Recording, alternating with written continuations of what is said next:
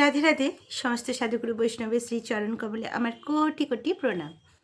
আজকে কিছু গুরুত্বপূর্ণ বিষয়ে আপনাদের সঙ্গে আলোচনা করতে এসেছি। সেটা হলো একাদশী নিয়ে। আজ হলো সেই দিন একাদশী, ভৈমী একাদশী বা জয়া একাদশী।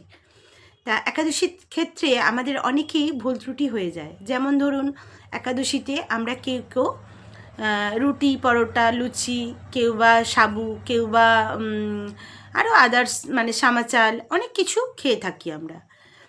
একাদশীতে কিন্তু পঞ্চশস্য বর্জন, সেটা হলো ধান বা ধান থেকে তৈরি যেসব জিনিস, গম বা গম থেকে তৈরি যেসব জিনিস, জব বা জব থেকে তৈরি যেসব জিনিস, ডাল বা ডাল থেকে তৈরি যেসব জিনিস, আর সরিষা বা সরিষা থেকে তৈরি যেসব জিনিস।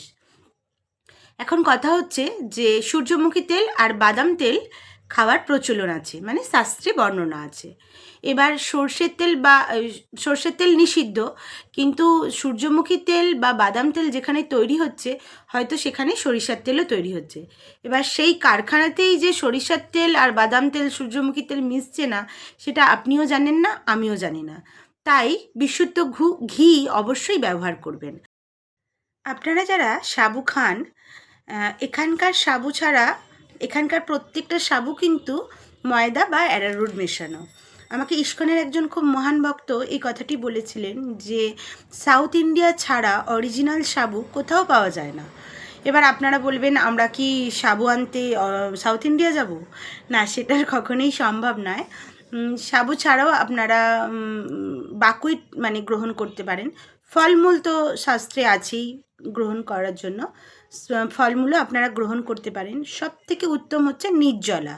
নির্জলা যদি না পারেন জল খেয়ে করবেন, জল খেয়ে যদি না পারেন ফল খেয়ে করবেন, ফল খেয়েও যদি না পারেন তাহলে অনুকল্প প্রসাদ, মানে যেটা সাবু বা বাকুইট এইসব, আলু ভাজা, মানে সেটা কিন্তু মানে বিশুদ্ধ ঘি দিয়েই ভেজে কিন্তু আপনাকে গ্রহণ করতে হবে। বা ধরুন সবজি, এগুলোকেই অনুকল্প প্রসাদ বলা হয়। ভগবানকে নিবেদন করে খাবেন।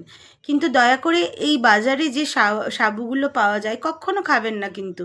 মানে ওটা যে আপনারা খাচ্ছেন, একাদশীর ব্রত পালন করছেন, সেটা কিন্তু ব্রত পালন হচ্ছে না।